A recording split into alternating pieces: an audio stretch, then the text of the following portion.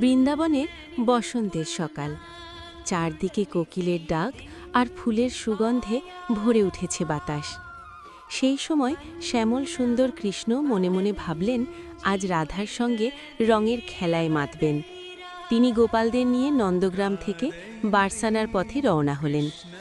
রাধা আর সখীরা আগে থেকেই প্রস্তুত, তাদের হাতে আবির, গুলাল আর রঙিন পিচকারি। কৃষ্ণ এসে মিষ্টি হেসে রাধার গালে আলতো করে রং মাখিয়ে দিলেন। রাধা লজ্জায় লাল হয়ে গেলেন, কিন্তু তিনিও পিছিয়ে রইলেন না। সখীদের সঙ্গে মিলিয়ে কৃষ্ণকে নানা রঙে রাঙিয়ে দিলেন। চারদিকে হাসি, গান আর বাঁশির সুরে মুখরিত হল বৃন্দাবন। প্রেম, আনন্দ আর দুষ্টুমিতে ভরে উঠল সেই দিন। এই হোলিলীলা শুধু রঙের খেলা নয়, এটি ছিল রাধা কৃষ্ণের অমলিন প্রেমের প্রকাশ। আজও দোলযাত্রায় সেই লীলার স্মরণে ভক্তরা রং খেলেন এবং ভালোবাসার বার্তা ছড়িয়ে দেন। ফুল প্যালেট।